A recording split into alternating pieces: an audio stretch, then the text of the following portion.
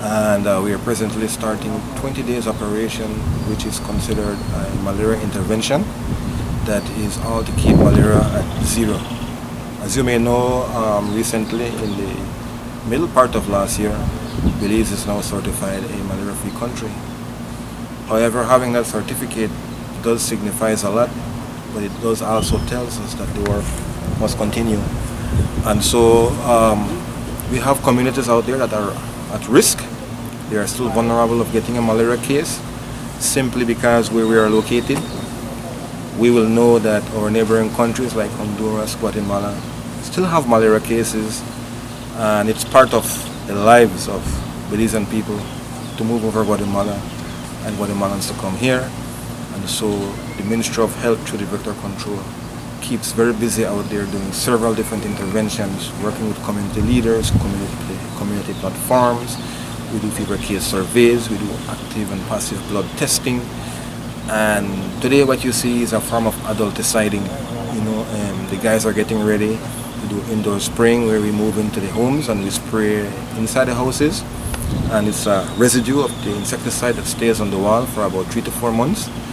And that is designed to reduce the population of the Anopheles mosquito, which is responsible for the spread of malaria. So that's what you see. Also, it's a new team. The guys just completed a 2-day training today, so they are officially certified.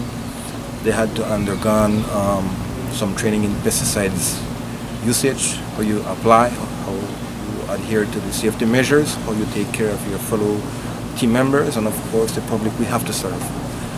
Also, what you see is another training session of 2 senior guys preparing the insecticide before we arrive in the community. It has to be properly done. It has to be properly weighed so as to be very effective and efficient in the fields. As I mentioned, we have villages at risk, which are our border communities. We're looking at San Vicente, Halacte, they are right along the Guatemalan border.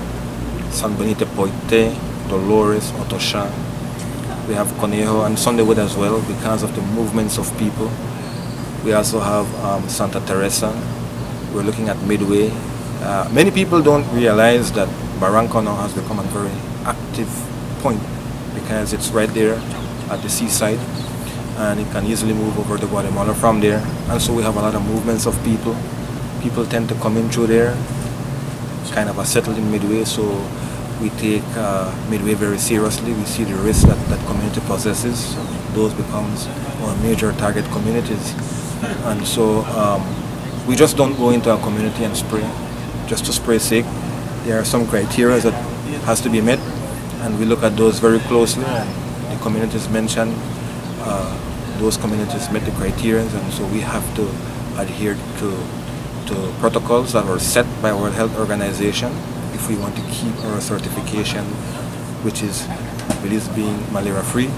There is always a misconception between dengue intervention and malaria interventions. We're dealing with 2 different mosquitoes, 2 different behaviors they have. They behave differently, they feed differently. When we're looking at an Anopheles mosquito, which is responsible for malaria, they tend to be in more larger swampy areas, not so much around the house. And I think the major risk that we have is the movements of people. Movement of people.